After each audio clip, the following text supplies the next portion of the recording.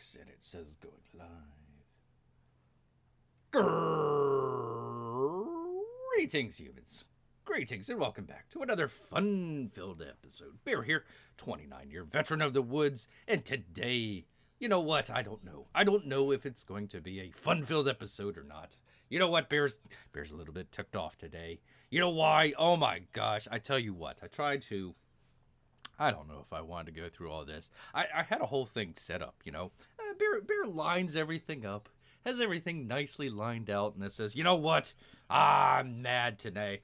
So I just broom everything and just kind of, hey, let's start all over to this. So I'm not even sure if I want to kind of go there with all this stuff. But you know what?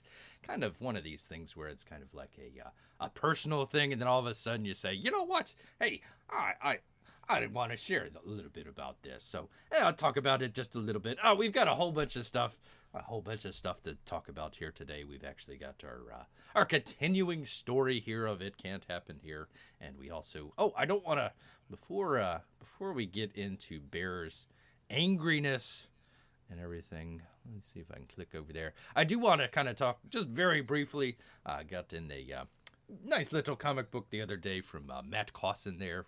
1 shot and 2 kills. Yes, indeed. So that was pretty cool. I enjoyed that book as well.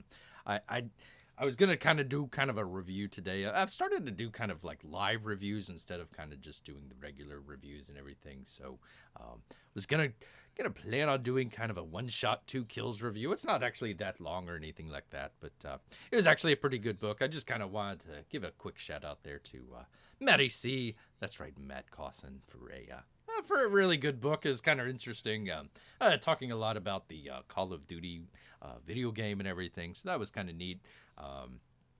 There was one thing in there, it was kind of like a vignette of different stories and whatnot, so they had a what would you call it, kind of a short story, I suppose, that he did. It was talking about it's kind of like a zombie vampire story, a zombie story, and it had like let's see, it was like Richard Nixon and JFK and Fidel Castro, and there was another. I don't know if it was a president or something like that, but it was kind of like the presidents or the world leaders back in the day, and they're fighting zombies, and it was a short story, but kind of funny little thing in there. They kind of get separated. Dick Nixon kind of gets trapped or kind of gets left behind a little bit by the other crew, and they want to go back for him. Fidel Castro doesn't want to go back for him, and Kennedy's like, we're gonna go back for Richard. You don't know him, up against the wall and everything. And Nixon thinks that everybody's been, he's been left behind by all these, the communists or whatever. So Tricky Dick was gonna get his revenge on there, and that was pretty cool. That was pretty fun. I did enjoy that very much. It was pretty cool. But anyways, just wanted to very briefly talk about 1 shot 2 kills. Pretty good book. Thank you, Matt Cawson. I got it in with the other artwork. If you haven't checked out Bear's video that he did the other day, hey, check that out. It was pretty cool.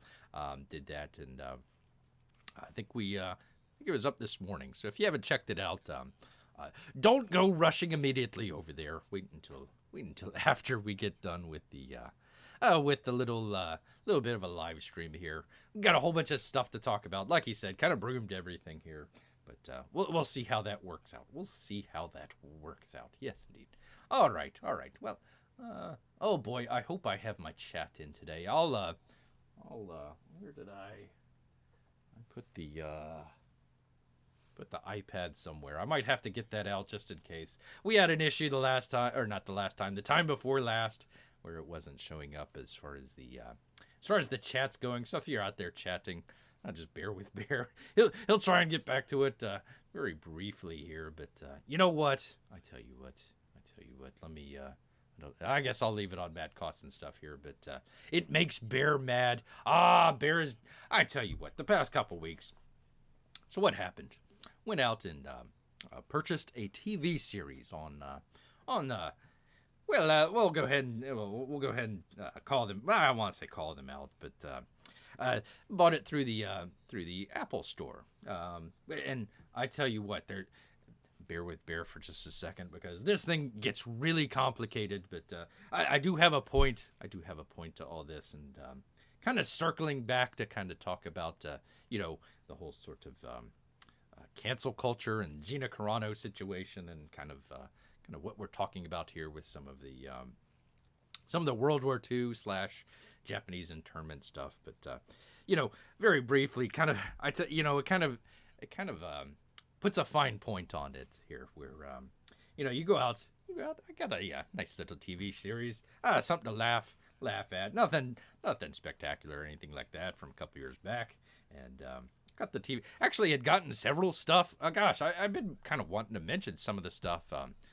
Go out and watch and everything. I got to check out Once Upon a Time in Hollywood. That was a really good movie. I tell you what, they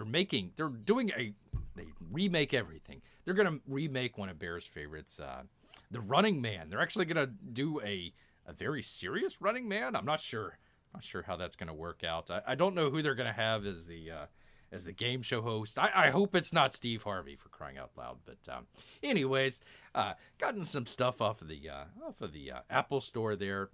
They call it the iTunes store, but also what happened was they kind of it started to get so big that they ended up having to split it. So they have different apps. So they have the music app, and then they have the TV app. So the TV app has all their TV shows and movies and all that sort of stuff. And you go there for, any of that sort of stuff, and then music for that. But kind of the thing that underlined everything was the iTunes stuff. So Bear goes to get the TV series. Checks it out. It's, I think, 22 episodes. Okay, so go ahead and, purchase it and everything, start watching it. Having a great time, and get about halfway through, and the series ends. And wait a minute, hold on, there's 13 episodes. There should be 22 episodes. There's something wrong here. There was something wrong indeed. So, Bear decided, hey, let's contact Apple, let them know what's going on. There might be some missing seasons there. A button didn't get pressed or something to that effect. Anyways, after, I tell you what, round and about, we finally gotten, to the senior engineer level. I mean, it actually went that high and everything.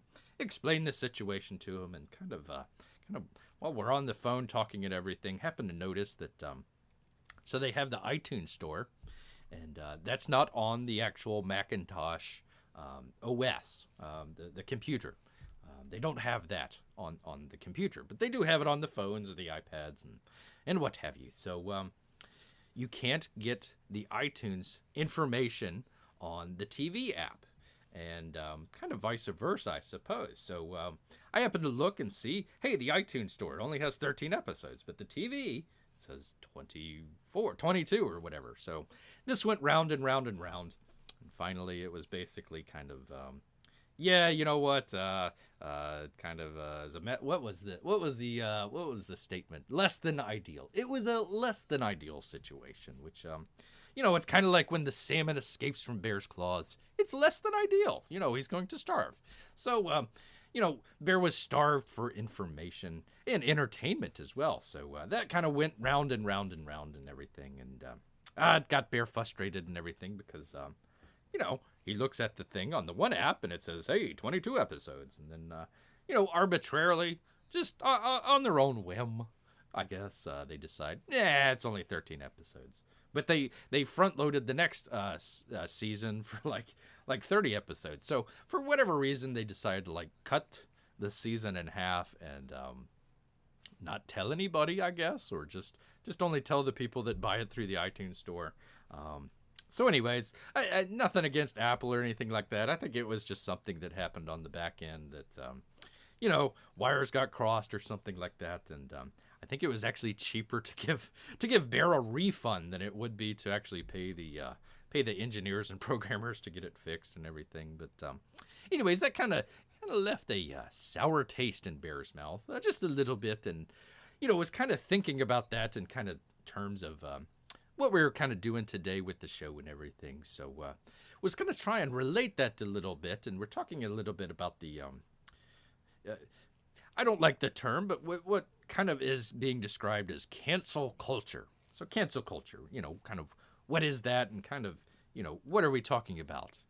One of the things that Bear kind of noticed kind of early. I want to say probably 2017 or so. The term kind of, at least kind of came onto Bear's radar a little bit there.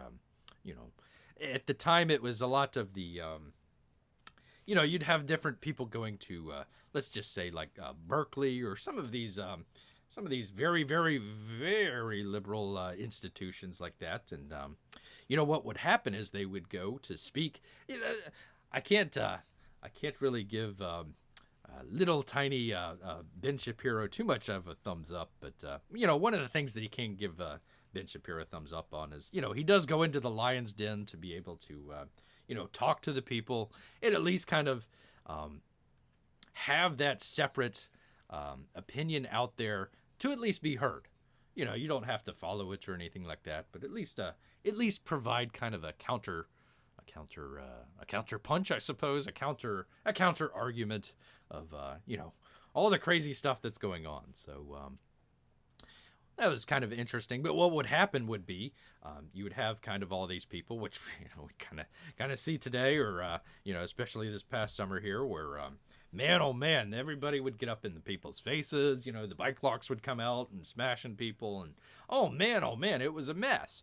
And kind of the general theme was they were trying to cancel the speaker there. So Ben Shapiro or any of those type of people like that would kind of go out there that were on kind of the more the right side of the spectrum, I suppose, and kind of were opposed by the left. And Bear will get into this a little bit later. He doesn't even. I'm getting a little tired of the sort of left-right analogies to it. I think it's an old analogy that's kind of worn out, a little bit worn out. But anyways. So that was kind of a little bit of the sort of cancel culture that kind of became known, and really kind of what's happened lately. Gosh, I saw the president this weekend talking, doing a speech. I'll let you figure out which president Bear's talking about. Giving a speech this weekend, and of course he's mentions cancel culture, and that kind of says, oh, okay, all right, here we go. Once the boomers kind of get a hold of it and everything, it's like, okay, all right, it might be a little bit worn out. I never really liked the term cancel culture.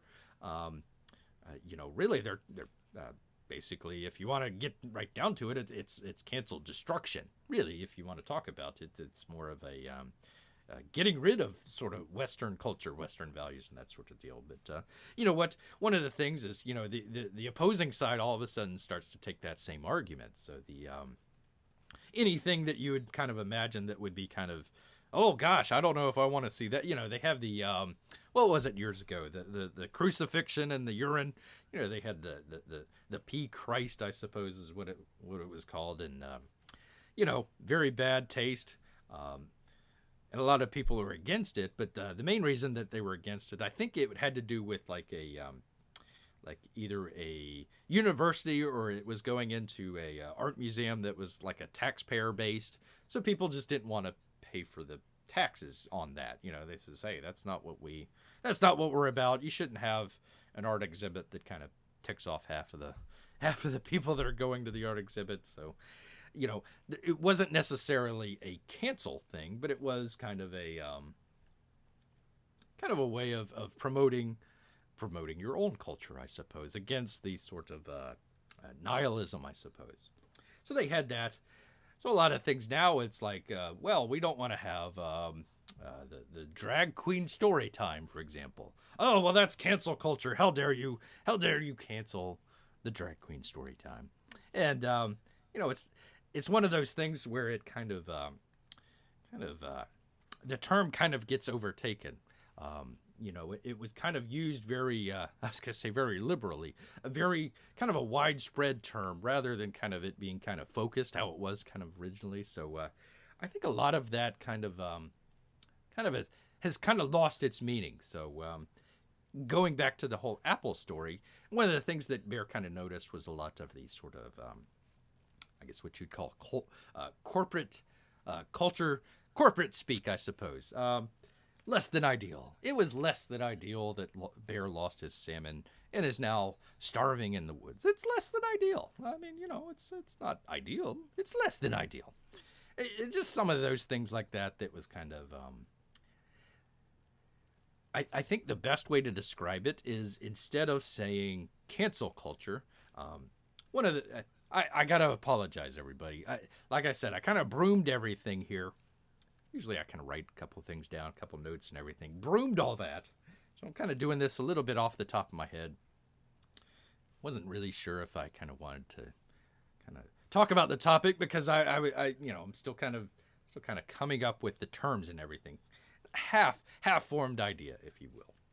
But I was thinking of this in the terms of instead of it being a cancel culture, it's more of a corporate culture. Okay. So if you happen to be a member of a corporate organization, they've got the bylaws and all the stuff. They're doing all the training now and all that fun stuff that you're going through. And, you might want to talk to clients or customers or just, the people outside of the corporation, kind of in the most glowing terms for the corporation. And, of course, never admitting your mistakes, even though they could be easily proven. Never admitting anything wrong. And that's more of kind of a litigious thing. But, the sort of corporate culture, which is okay if you're a member of that thing. But I think kind of what we have now is a little bit more of kind of a corporate culture sort of at large, out there. Everybody is kind of being kind of told toe the line of the corporate structure. So, all the stuff that we can't say, all the stuff that Bear would love to be able to say, but is kind of tiptoeing around the issue there just a little bit and kind of hoping everybody kind of gets the point without kind of going directly to the point there. But, a lot of this stuff that we have that's, I tell you, it's a little bit, you used to be kind of a citizen. So you'd be a citizen of a nation, or a citizen of a country or something like that. It almost feels like we're now citizens of a corporation a little bit. Now we're kind of being forced to, toe the sort of corporate line, if you will, speak in those sort of terms, not really deviating, outside the lines a little bit. It's all kind of homogeneous and, very, I wouldn't even call it family friendly, but just very kind of generic. And even though there might be some instances where people take chances and everything, it's not a huge chance, or it's always kind of backed up by the corporate boss or something like that. But that's kind of one of the things that Bear was kind of thinking about. The difference kind of between, I guess, like the populist kind of mentality of the sort of power to the people, I suppose. And then, of course, you've got your sort of management, corporate board sort of deal.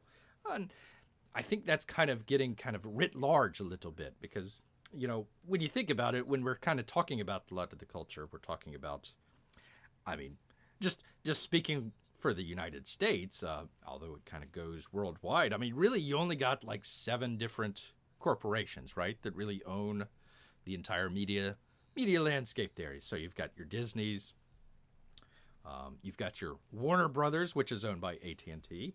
Let's see, you've got your, who am I forgetting? Sony. So they own, let's see, Columbia and a whole bunch of stuff like that.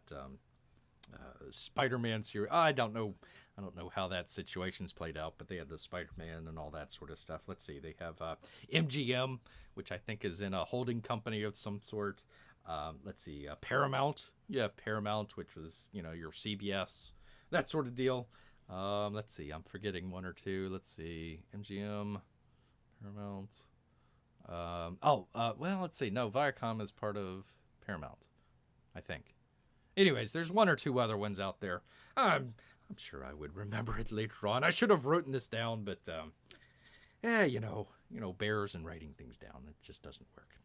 All right. So, anyways, that's kind of the main theme that kind of Bear was kind of scratching on the brain there, just a little bit, kind of going through all that stuff here today, kind of round and round and round on the phone, on the email and everything, and just kind of like he said, it just kind of has this feel of everybody is kind of being told to toe the corporate line, but I'm not a member of the corporation, so why am I being asked to toe the line? So I think because it's so ubiquitous across all the landscape of everything that everybody's starting to talk the same or think the same. And I think that all goes back to you have kind of a narrow group of 7 or 8 corporations. Pick your boards. I don't know if you would count. I don't know if you'd count like Amazon or Netflix. Heck, even our friends at Alphabet here. Hey, even Apple. Apple's got Apple TV. But anyways, other than that, kind of couple different ones there. That's pretty much it. That's pretty much the width and breadth of our entertainment, and also our news and education as well. So I think that's why a lot of people kind of go towards the sort of Comicsgate stuff, because hey, finally we've got some sort of independent thinking, different avenues of people trying different things, and hey, sometimes they work, sometimes they don't, but it's a breath of fresh air rather than just kind of the same sort of 5, 6, 7 different corporations. And we also had independent comics before the whole Comicsgate thing, but really, I mean, yeah, sure, you can do the independent publishing, but the big deal was getting the distribution and figuring that out. How would you distribute all this sort of stuff? And this sort of genius behind, your boy Zach, Uncle E, John Malin, all the whole Comicsgate situation there. Being able to link that up with you good people here on YouTube, or maybe over there on the Twitters. Being able to kind of bring people into how would you describe that? Bring people into your brand as your brand and be able to distribute it as well without having to go through company A, company B, and oh my gosh, we have a problem with this, or so and so has decided to they want us to cancel your comic book or something like that. So you never want to have any of that sort of stuff. You want to be able to be independent and that sort of deal. So I think that's why a lot of people kind of head towards the Comicsgate arena, because they're really kind of tired of 5, 6, 7, 8 corporations dictating what gets said, what doesn't get said, heck, what even gets shown. I mean, think about all the things that that go on that you might not even know about because it's not even on CBS or CNN or whatever. That's kind of an editorial comment as well, not showing things. So anyways, that was kind of the sort of general thrust of kind of the thoughts that Bear had behind sort of the cancel culture versus corporate culture. I think we're getting more towards corporate culture and kind of some of the unsaid things there as well. One of the things, I mean, we talk about First Amendment, and if the government comes in and says, oh, you can't say that, or oh, you can't have this platform, or you can't do this or that, well, we've got a First Amendment for that. We can go, hopefully to the court and say, court, here we are. That's a violation of my First Amendment right. But where do you go when, say, let's say, Parler, and you're on an Amazon server and they decide to terminate your contract all of a sudden? Where do you go with that? I mean, obviously you can probably go to a court for, lost damages and stuff like that, lost revenue, but it's not a First Amendment issue because it's a corporation, don't you know?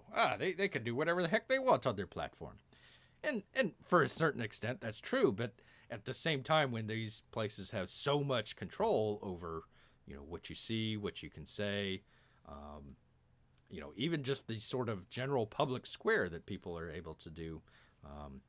Gosh, somebody was looking for a job the other day. They were going through the Facebook, I forget what it was called, Facebook Marketplace or something like that. And I mean, shoot, now to get a job, you got to go through Facebook. Well, what if you're banned on Facebook? Well, you can't get a job, or you can't sell your products, or Amazon delists you, so now you can't get poor grandma can't get her groceries or something like that. So I think that's an issue where I think going forward we're going to have to kind of take a look at, and people that have kind of had sort of, you always hear I'm I'm a physical conservative and a social liberal. Well, I think it's about time to kind of rethink this sort of physical conservative as far as you know, oh well, we need to make sure that all these corporations get tax breaks and everything because if they don't get tax breaks, then they're not going to hire people. Blah blah blah blah blah. Well, if they're doing the sort of things that they're doing now, why are we underwriting them? I would say punitive taxes. There we go. 90% tax on Jeff Bezos. I think that's only fair. I mean, hey, you got to share a little bit of the wealth. Why should anybody be, 100 billionaire or whatever he is? I think a very punitive tax, and also, hey, why not a punitive tax on anything made or sold from China? There we go. Problem solved. I think we can conquer our $1 trillion or whatever, $2 trillion COVID package there. There you go. You can get them to pay for it. Anyways, kind of a rambling thought process behind all this. I appreciate everybody kind of hanging in there and listening to Bear's rambling. I don't see too many chats. I'm gonna try and I need to boot up the old iPad here and see if anybody's chatting or anything like that. If you have been, I apologize. Let me grab the iPad. I'll be right back. 1 second, people.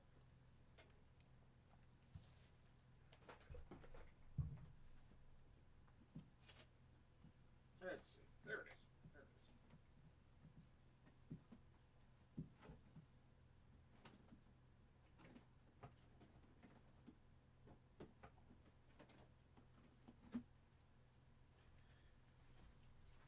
All right. Because we had this problem the last time. Or not the last time. The time before. Bear was just sitting there chatting away and not paying attention to the chat because he couldn't see it. So, not sure if that's what's happening now, but I do appreciate everybody hanging in there and at least checking out the channel. All right. Enough of this jibber jabber. iPad's got to boot up here because we're going to talk about. Excuse me. Going to be talking about the continuation. It can't happen here. I was going to change the title. I think I was going to go for broke because we're kind of switching gears here just a little bit. I guess we'll 1 second here. There we go. Not a big multitasker when I'm trying to do my password. We're kind of shifting gears just a little bit. We were talking a little bit about the Japanese internment. Let me go back just a second. This is kind of a story that Bear wrote a couple years back, talking about the Japanese internment, and also actually a majority of the story talks about World War II. We're talking about fighting in France during World War II. Yes, indeed. So had a little thing about the Japanese internment and. Again, with the sort of cancel culture, Gina Carano came out and was talking about some of the stuff that got her let go from the good folks over there at Disney. And one of the things that Bear kind of was not taking an issue with, but just one of the sort of comments that he had, I suppose, was Gina Carano had a comparison to the how do we put it there? The Central European, 20th century Central European superpower. And it was kind of a bad analogy because we could have done it with our own country. I mean, we actually locked up our Japanese citizens as well. So the first couple episodes talked about that. And now we're switching gears just a little bit and going to be talking about the war, the World War II. But first, before he does that, Bear wants to check very quickly. Bear with me. Bear with Bear. If you guys are chatting, I don't want to miss it. Because if you're saying this is... No, Bear, no, don't do this. Don't do it all. I'm missing it. So 1 second. Let me see if I can get the old iPad to get going here. And then we'll check that out. We will check that out indeed. All right, let me go to the... Click on that. Usually this is much more prepared and everything, but that's okay.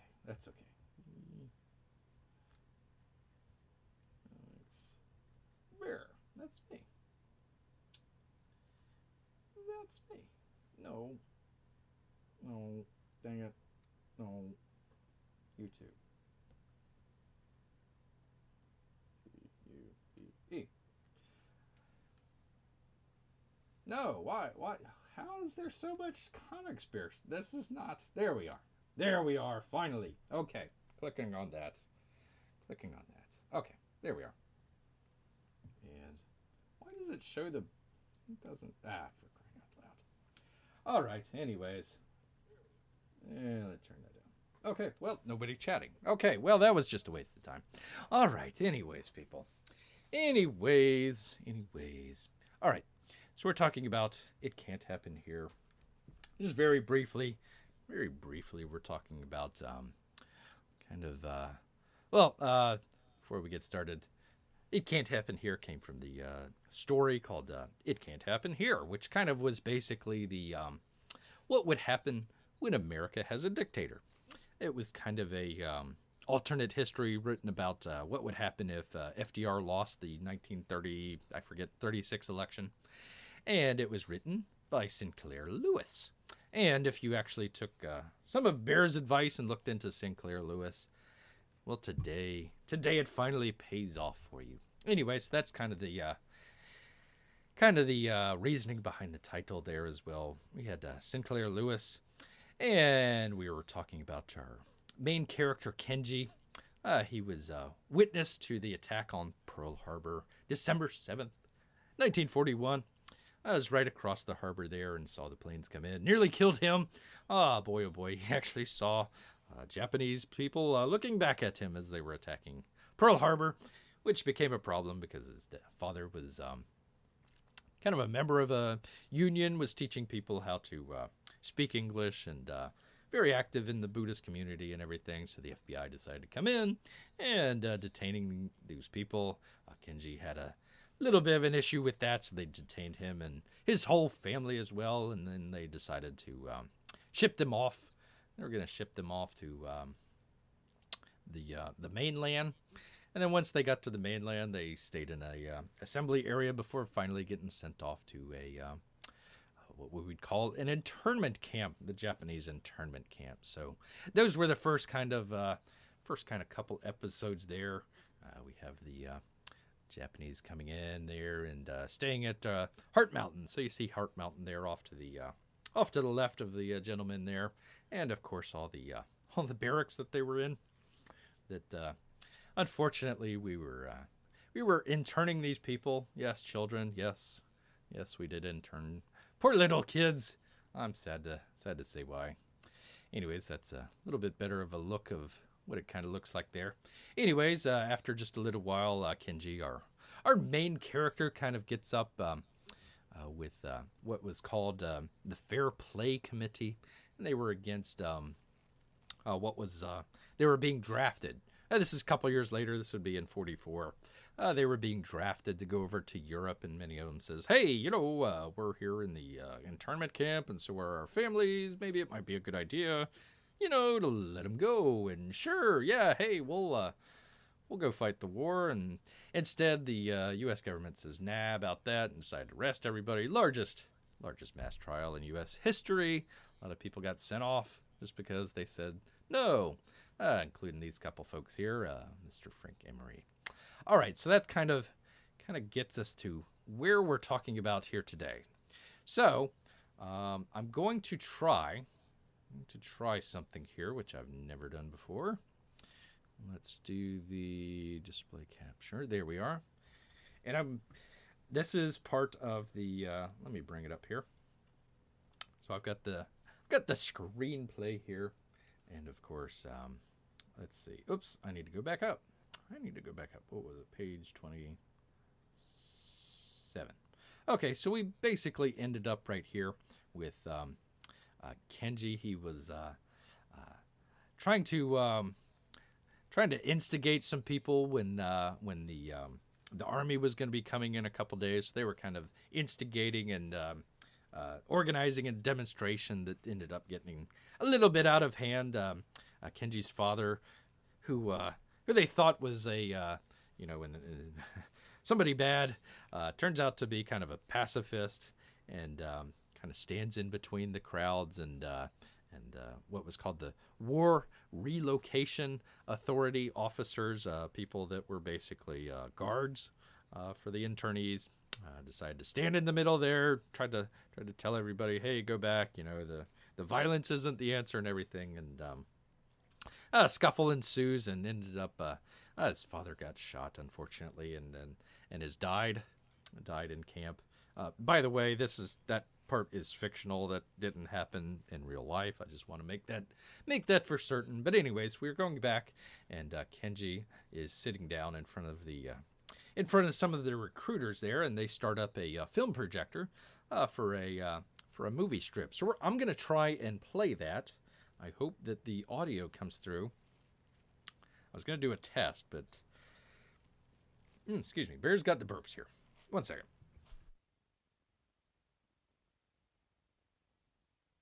There we go. Had pancakes earlier for dinner. I know, pancakes for dinner, but anyways, got the old burps there.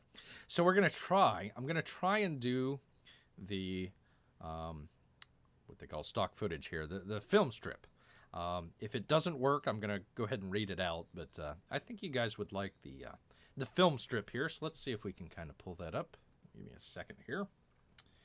Oh, 1 second as I pull it up. There we are. All right, so let me see. Let me go back to the very beginning. Here we are. So I'm going to try and do this, and if I get any reverb or anything like that, I'm going to have to stop. So if anybody there in the chat wants to chime in and let me know that if it's getting any reverb, just let me know. So I'm going to have to turn off. Yeah, it'll come through the speakers. This should work. It should work. And if it doesn't, whatever. All right. Let's see. Let's do this. I'm going to have to turn off the Bluetooth. And this, of course, is what you get for not doing it ahead of time. All right. Let's see if this works.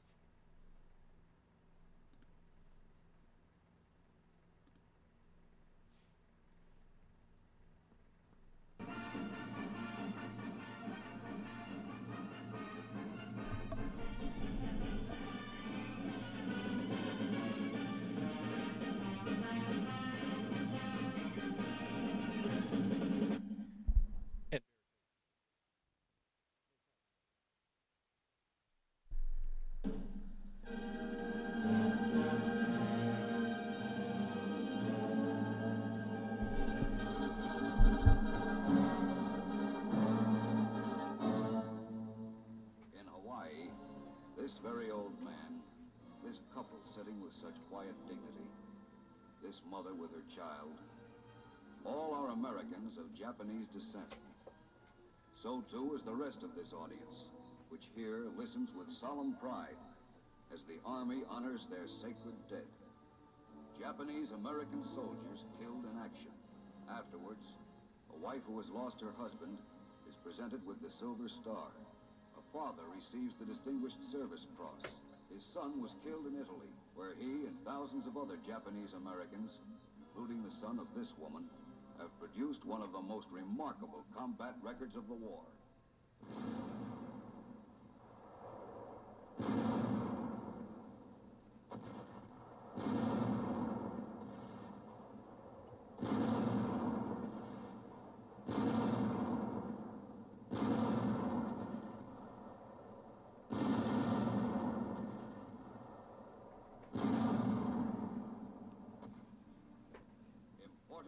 Decisive battles. And each time, these men of the 100th Infantry Battalion and the 442nd Combat Team have been right out in front. Here, after bitter fighting, they enter Livorno, one more ill-fated town that has been pounded into rubble, as the Fifth Army makes its slow, tortuous advance up the hot, dry valleys of Italy. Already within the buildings, the dead have begun to stink, as the men deploy cautiously. Wary of enemy snipers that have been left behind. Oh, no, hey, stop. When they're rounded up, were plenty No, we don't want to. No, we didn't say that. There was no. All right, let me put that back on.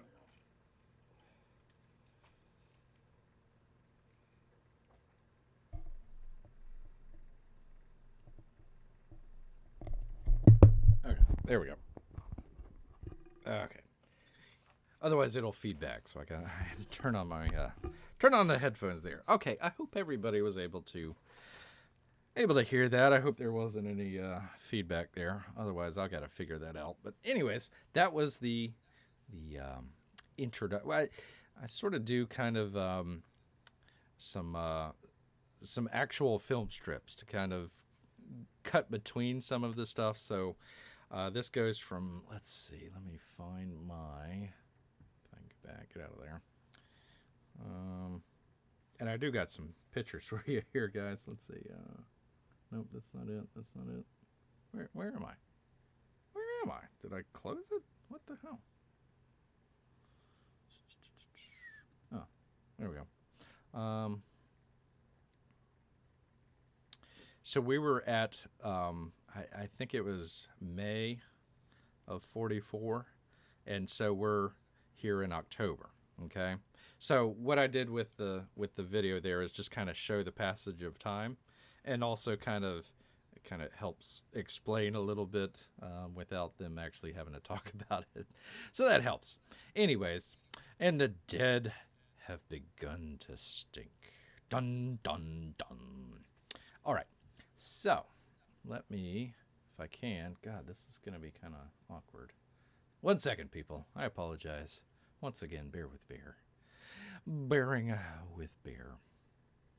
All right, get out of that. And we go to, there it is. Okay. So this is where we're going to be talking about France, 1944, October. The Allies are spearheading their way through France. They've already had D-Day, which was in June. So they're racing across France, liberating. They've already liberated Paris and a number of the other big cities. A lot of the major armies are heading up towards, let's see, you see France here. You see England to the north there.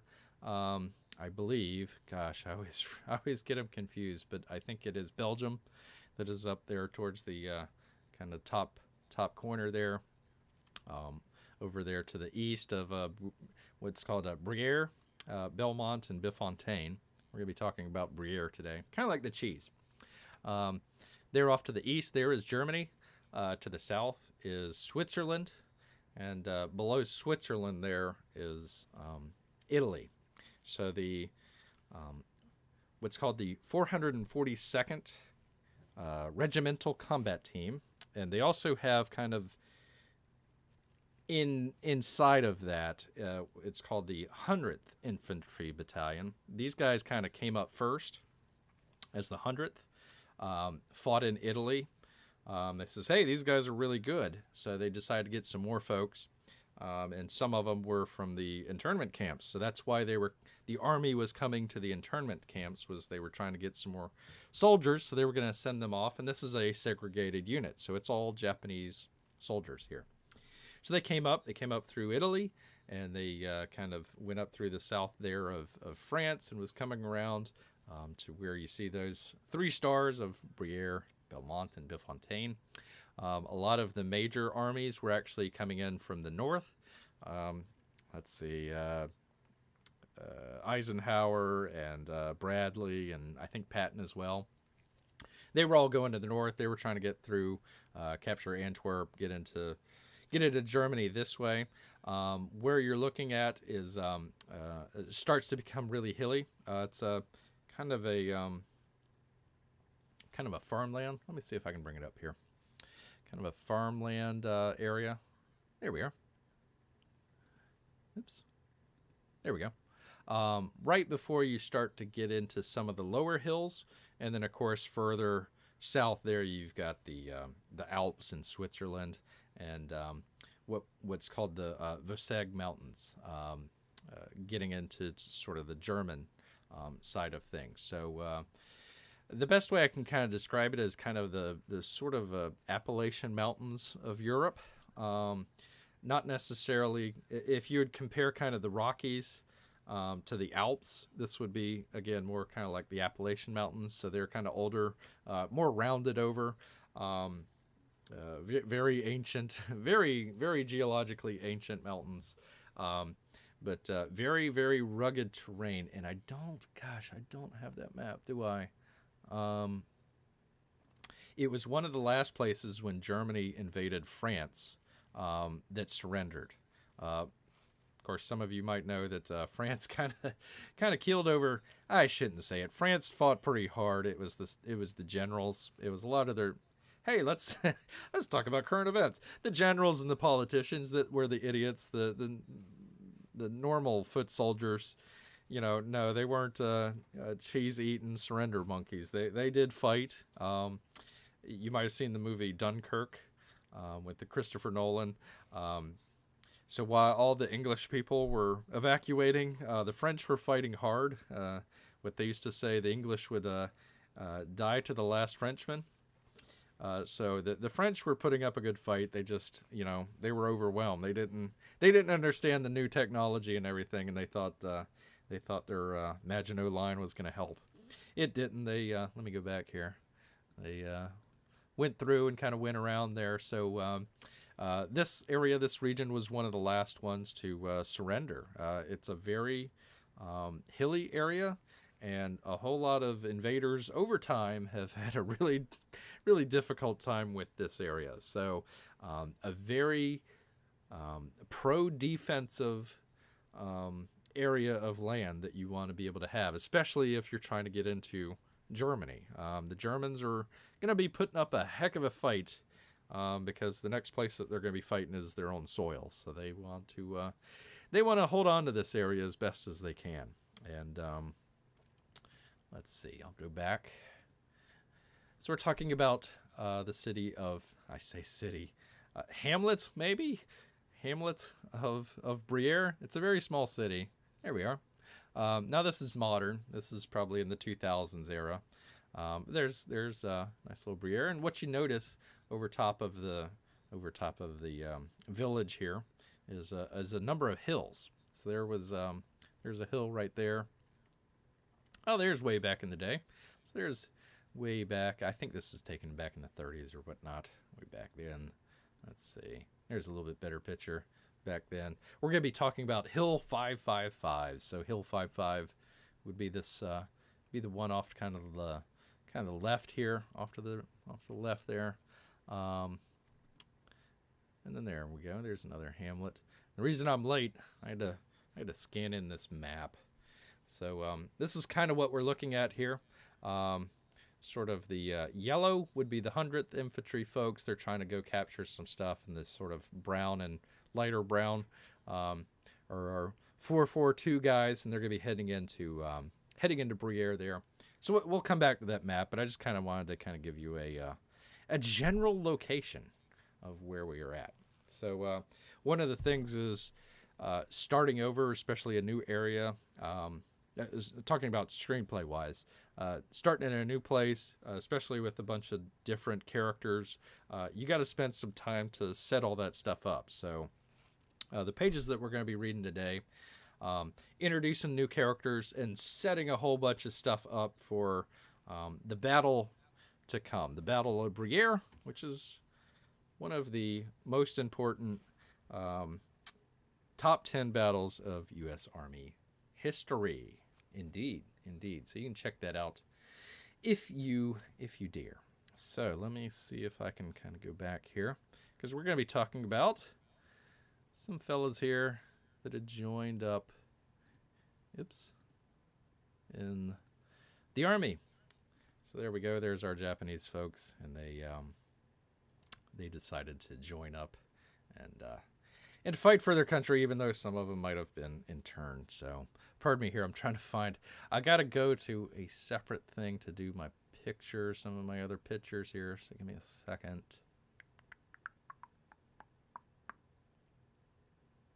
So you guys saw the front. Let me get that up. The front cover there. Oops, dang it. Where did my OBS go? There we are. So we're going to be talking about the, there we are, some of the trucks moving in. Deuce and a Hass. They're heading off heading off into battle there, but actually they looked a little bit more like, let me see, because they had the cover. I just wanted to show it so you guys kind of get an idea if I can find it here. Here we go. A little bit more like that. So this kind of the general look of what the deuce and a half trucks are going to look like, kind of covered and everything. So there we are. That'll set the scene. Take a brief drink of water and we'll get started. Oh, holy crap. Okay, so for whatever reason, I'm sorry, guys. Yeah, it is not showing up at all on my YouTube studio, but I see you guys over there in the chat. So let me give a very brief shout out. Marco for Anthony. Well, that was it. Marco for Anthony. Hey, welcome. Welcome, Marco for Anthony. Let's see. This is what we're saying. I just got here from another stream, Cliff Notes. Well, basically, you can go back and double check. I broomed what I was going to be talking about, kind of talking a little bit about the cancel culture and what I'm kind of describing is corporate culture and kind of the differences between the two there. Just kind of some stuff off the top of my head. It was a little bit rambly. I'm glad to get into the story here where it's a little bit more scripted. But that's was the long and the short of the past, whatever, 20 minutes. Where's my OBS? Wherever it is, dang it. Yeah, whatever. 53 minutes, really? Holy crap, it's 9 o'clock. All right, well, that was the last hour. You can tell when I ramble so long that it takes an hour. All right. Cliff Notes to Spark if you prefer. France, like the vineyards of Germany in the southwest. Yeah, sort of. Yeah. We'll get to Germany later on. I do promise you that. One of those things that, it could, one of those little strikes on Bear's channel, even though it's completely true and it happened and all that sort of stuff. All right, enough of that jibber jabber. I just saw the chat there, so I apologize. For whatever reason, it's not showing up once again on the YouTube studio. Oops, nope, I didn't want to do that. You missed that good video though. Let's see. Where did it go? Oh, dang it. There it is. I'm sorry, folks. I've got all these screens and trying to get through them all.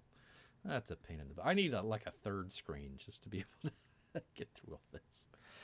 All right. Heading off. Let's see. Oh, I got to go back to the... Gosh darn it. I'm always doing this. Anyways, they were heading off into France. Trying to do the battle with the covered. There we are. All right. All right. Interior. CCKW truck bed traveling. Super France. 17 October 1944. 14:30 hours.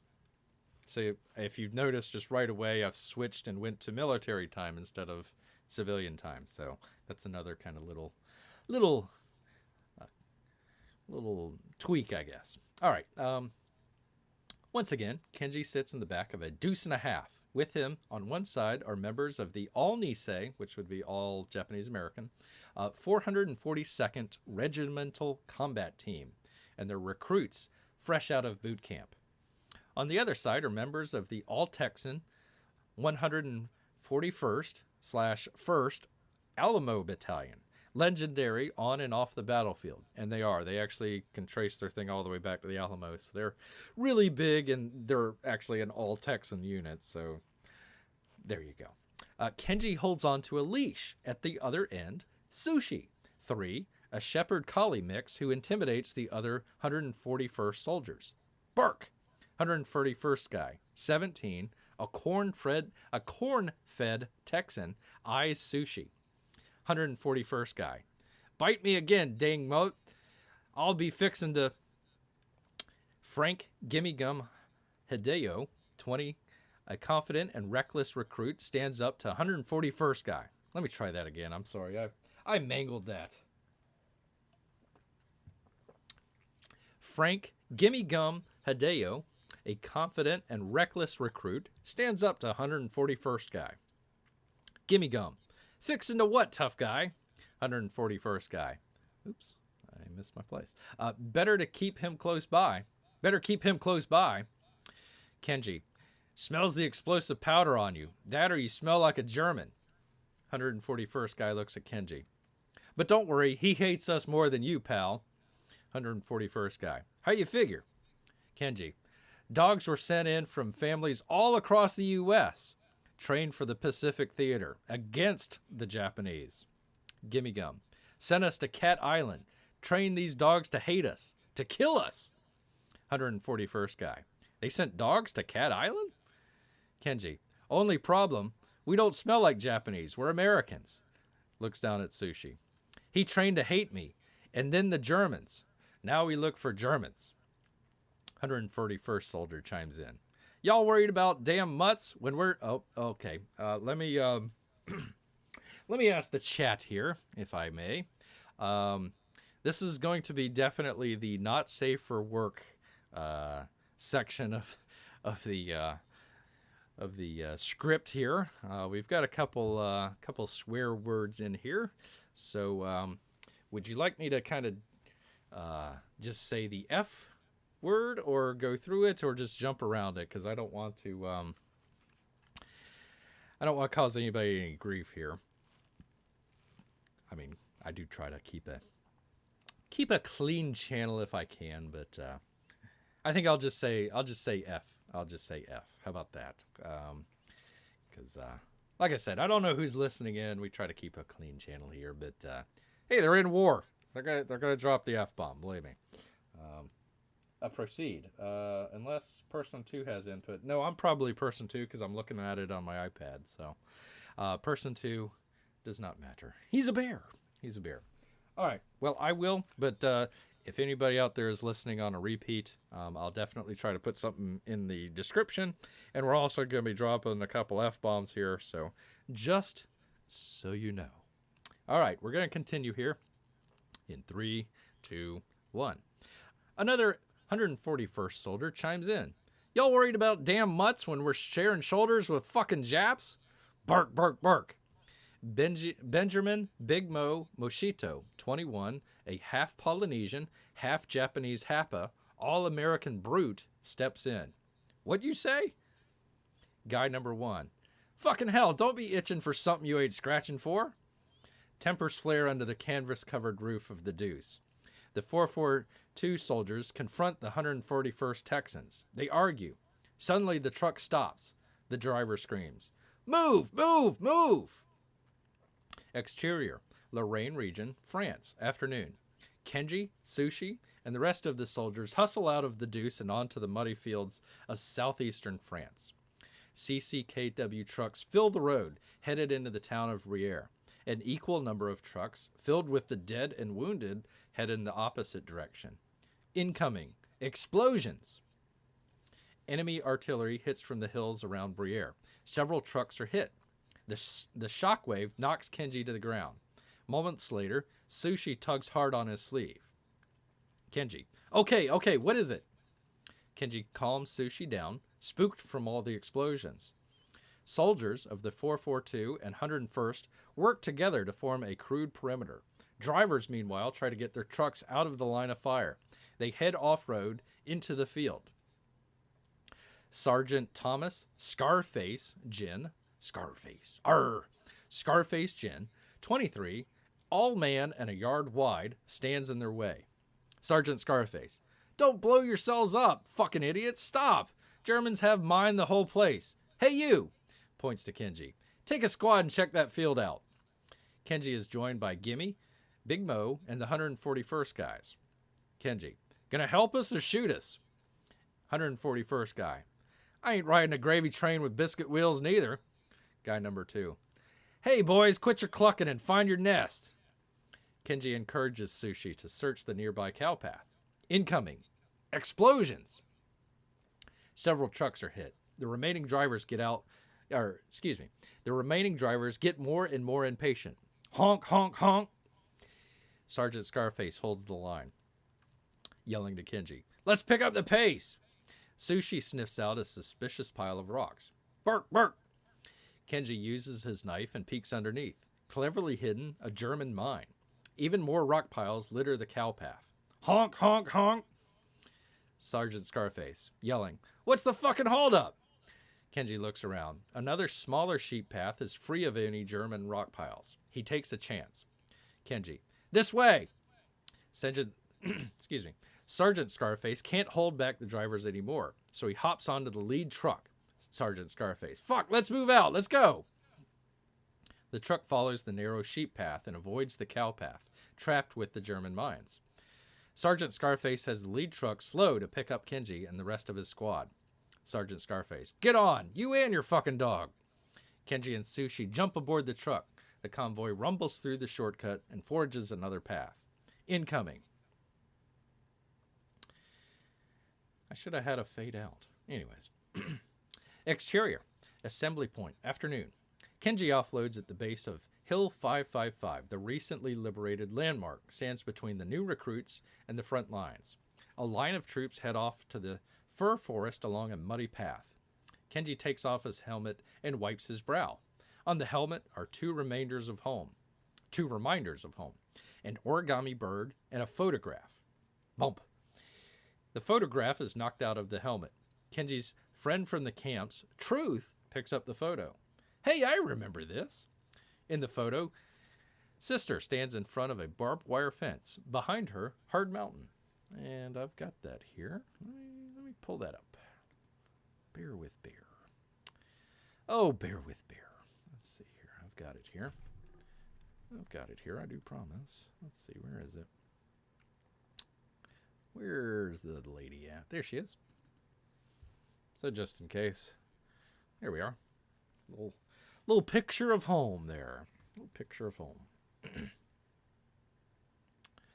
In the photo, Sister stands in front of a barbed wire fence. Behind her, Heart Mountain.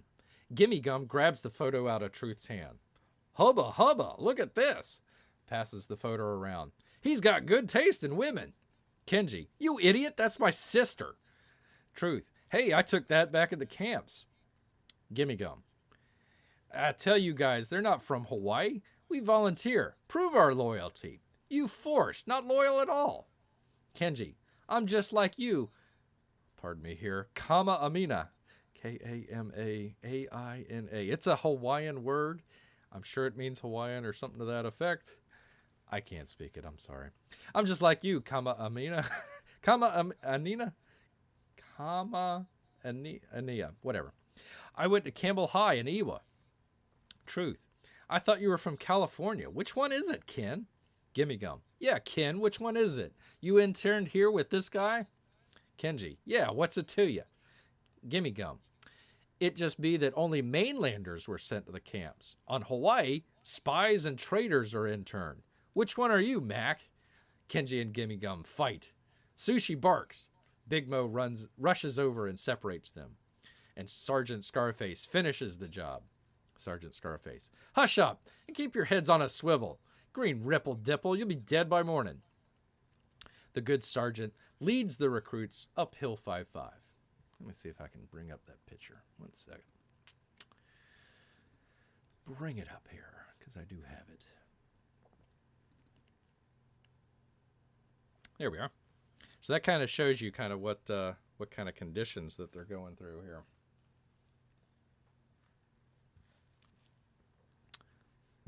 All right.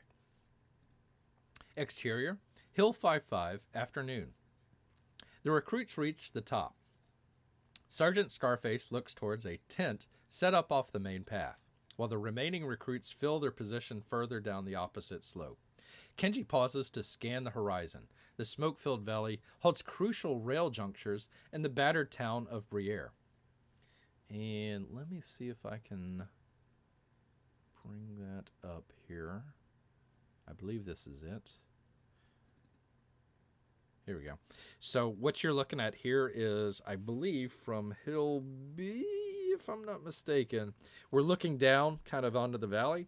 And if you look off to kind of your left there, that would be Hill 555. You only kind of see about half of it.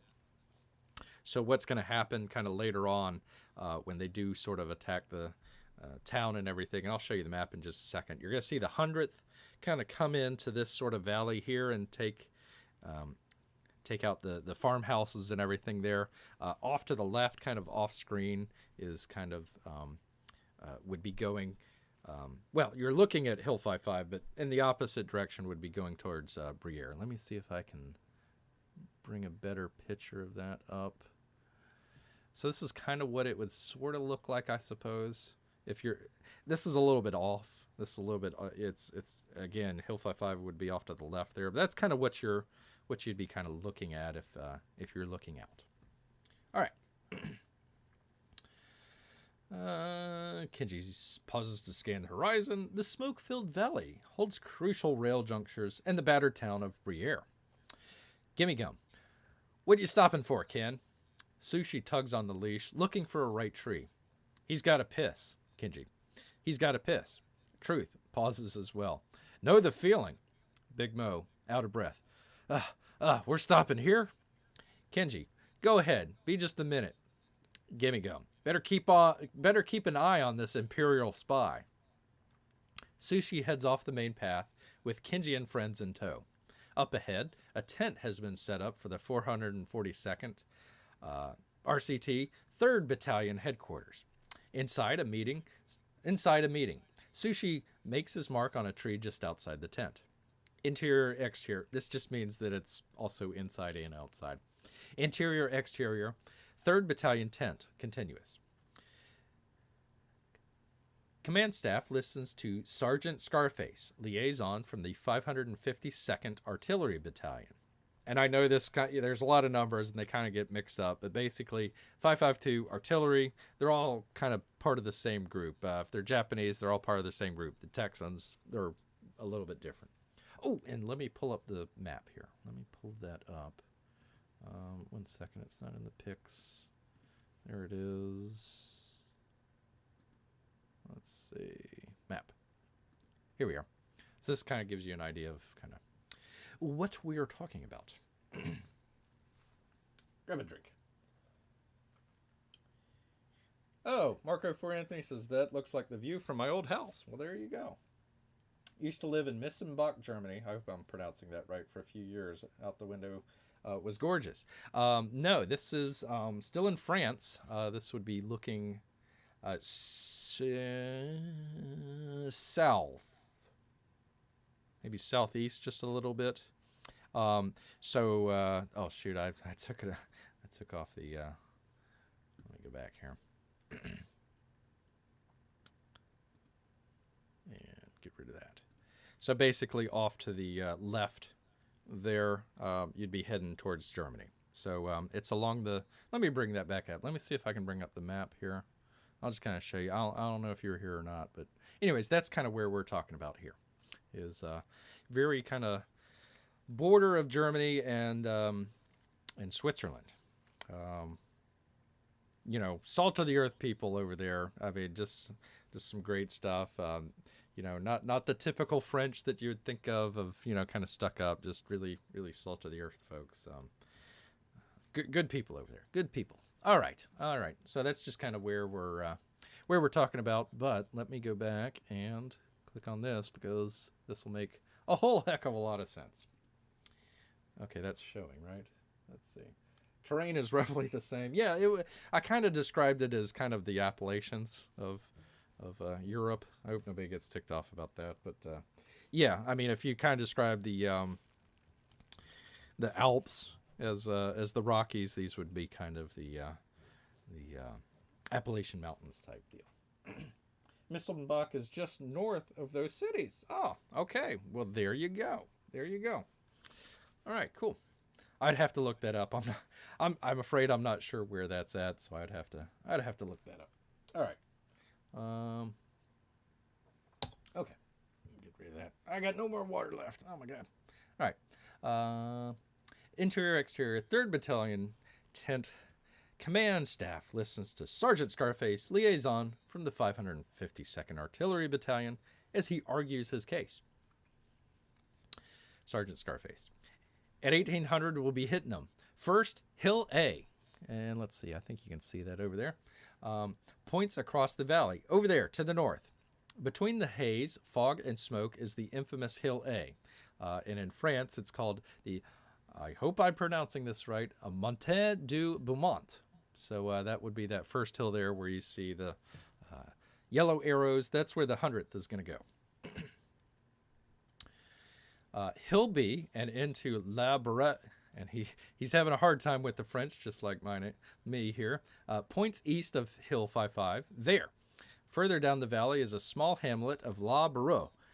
He'll be Colline de Chateau, I hope I get that right, and the town of Grrrrr. Sergeant Scarface. Allowing 3rd Battalion to come right down Rue Joffre into Grrrrr and capture Le Boeuf. Now, this is the part where if you were listening to me the last couple of times, you'd say, Bear, now I know. All right. Lieutenant Wells Lewis, 27, aristocrat novelist, interjects. Lieutenant Lewis. La Boeuf, the main intersection of Rue Joffre, I apologize, I'm terrible at this, Rue Joffre, Rue Jules Ferry, and Grande Rue. You can see, rolls out a map, right here. 3 arrows on the map, the 442 RCT Infantry Battalions, the 100th Battalion with companies A and D, 2nd Battalion, companies E through G, and 3rd Battalion, companies I, K, and L. 100th Battalion's mission is to take Hill A, 2nd to take Hill B, and 3rd to infiltrate and capture Grrrrr. So we're just talking about what's going to happen the next day. Lieutenant Lewis. Further east along Grande Rue is Palais Stanislas. God, I'm screwing this up. Palais Stanislas. Stanislas. Stanislas. Where we think their headquarters is located. And he says in French, Sergeant Charpin can help. Sergeant Paul Charpin, 28, tall, gaunt, and well-dressed, enters the tent, the liaison for the French Forces of the Interior, or Forces Français de l'Intérieur. I hope I got that right. He rubs Sushi on the head and says, Please call me mister, please. I will be a sergeant again when our country is free. Gentlemen, this is brief. Time is short. The hospital in eastern Grrrrr, points on the map, is under great hardship. Many have taken refuge in the cellar. Last night an artillery shell. Lieutenant Colonel Alfred A. Parsall, 39, commander of the 3rd Battalion, interjects. He's a man who asks no quarters and gives none. Lieutenant Colonel Parsall. I don't mean to piss on your shoes, but I need all of my spotters. Sergeant Jen is the best we've got. You seen this damn weather? Ground all the planes? Lieutenant Lewis. All the more reason, sir, to have our best spotter in town. To spot for you before they fire blindly. Taking Grrrrr means nothing if we can't save the people in it. Lieutenant Colonel Parsall. You always have a way with words, but I'm not letting you go without some help. Takata, front and center. Staff Sergeant Roy Takata, 32, the first to admit his own greatness, reports for duty. Staff Sergeant Roy. Sir. Lieutenant Colonel Parsall. I'm going to have my ass handed to me if either of these men die. Ordering you to keep them alive. 100th will have to do without you. Staff Sergeant Roy. One Puka Puka won't let us down, sir. Lieutenant Colonel Parsall. Excellent. You and Sergeant Jen are the only backup this task force has. Can't afford to send anyone to rescue you. Hunker down and... Sushi barks. What the hell's this dog doing here? Kenji stammers while he tries to calm Sushi down. Lieutenant Lewis. Sir, I'll need him, the dog, and the best rifleman you have. Sergeant Scarface. Those greenhorns will have to do. They've... Incoming. Explosions! The Germans have resumed their artillery fire. A barrage hits the hill below, causing chaos and confusion. Lieutenant Colonel Parsall. God damn it, get out of here before I change my mind. Lieutenant Lewis leads his new team. A strong staff sergeant, an artillery scout, a Frenchman, several green recruits, and a dog down Hill 555. Artillery fire flies back and forth between the two armies. And do I have that picture? Please tell me I've got a picture of that. I thought I did. Please. Please. Yeah, here we go. This one I thought was pretty cool. This kind of ends it here. Here we are. So there's our there's our French guy. There's our sort of aristocratic American. and a couple of our Nisei soldiers there, all looking at a map of about what they're going to get into. So, anyways, that's where we're going to stop here today at page 36. We've already gotten 36 pages. So, anyways, we're going to start talking about the Battle of Grrrrr and why that was important and everything. And following along with that, it's going to be the Battle of the Lost Battalion. So we've got that to come up as well, but kind of a famous, important battle here that, we got kind of an interesting collection of people there. That's why it kind of took a little bit to kind of introduce everybody. I hope that kind of made sense. Oh, shoot, that's not showing? Gosh darn it. I tell you what, people. It's going to drive me crazy one of these days. I'm going to do something on OBS, and it's just not going to work, and I'm just going to go mad. It's going to happen. All right. There we are. Nope, that's not it. There we are. So anyways, that's the French guy, the aristocratic fellow, and our little Nisei as well over there. Didn't realize we still had it on the map. I tell you what, too many dang screens and windows open. All right, so anyways, that was kind of our sort of introduction to the sort of group, eclectic group of people that are going to be going out and with no backup into enemy-held territory. You probably saw the town surrounded by large hills. They had artillery on there, and they were blasting the Americans, and they were also blasting the town as well. I showed you the town earlier, and beautiful, lovely. No, it was craters, and like I said, the hospital had been hit a couple times. I mean, they were down there in the basement trying to ride it out, ran out of food. The Germans came in and took all their food, and they have some. Oh gosh, could I even go there? The really, really, really bad guys for the Germans, they were there, and which, by the way, not too far away from where we're talking about is the only concentration camp in France.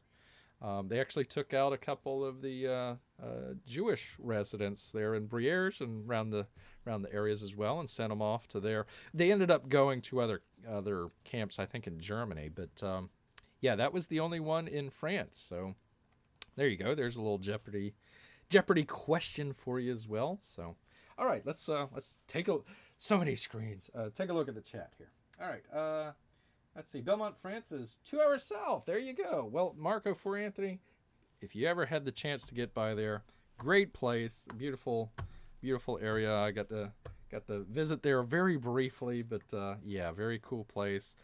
They're so appreciative of the Japanese and what they did. They're actually the sister city of Honolulu, Hawaii. I don't know why it took me that long to pronounce that. Honolulu, Hawaii. They're actually the sister city. So, yeah, very cool. Very cool. Very cool. 2 hours. Yay. Yay, 36. Now I'll be wondering about that picture all day. No, here we are. Here we are. I promise. I had the map, and like I said,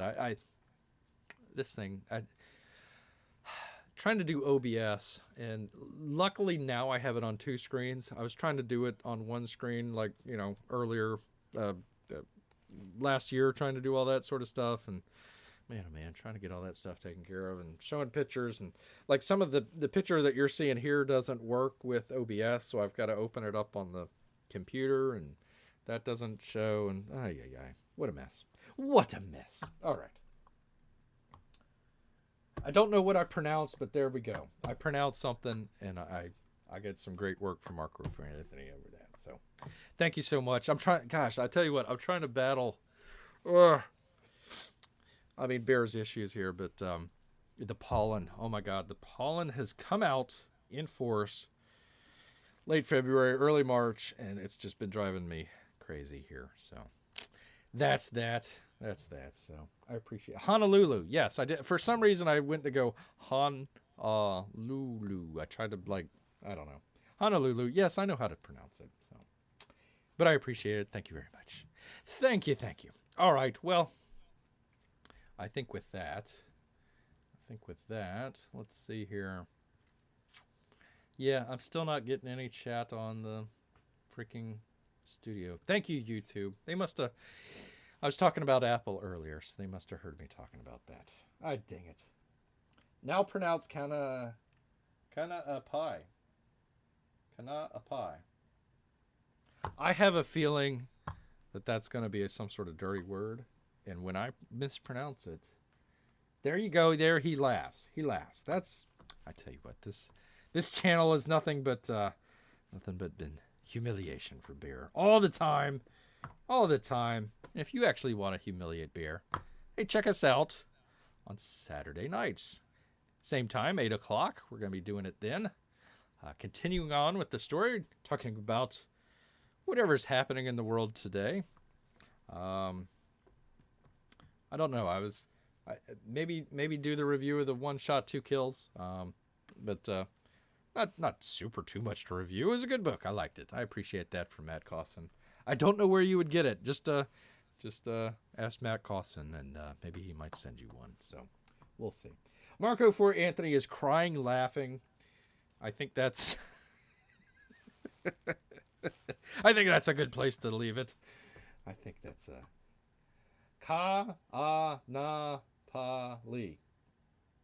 Okay, there we go. That's why I don't live in Hawaii. This is why I live in Florida. With all the pollen that drives me freaking crazy. All right, well, with Marco for Anthony laughing and crying, and my voice going from all this pollen, I think we're going to leave it here. Everybody. I do appreciate if there was many more people other than Marco for Anthony that stopped by. I appreciate that, but I didn't see your chat, so I apologize. But thank you. Thank you, Marco for Anthony. I appreciate that. Waves up. Yes, waves up. All right, surfs up. Yes, indeed. All right, well, we're going to go ahead and leave it here. I thank you, everybody, for stopping by. And we're going to do this again on Saturday. So I hope to see each and every one of you then. And if not, I hope to see you the time after that. We'll do it again Wednesdays, Saturdays, 8 o'clock. Maybe a couple of minutes afterwards because Bear sometimes has to scan some stuff in and isn't prepared. But that's okay. That's how we run the show. Slightly unprepared. All right, thanks, everybody. Until next time. Grrrr.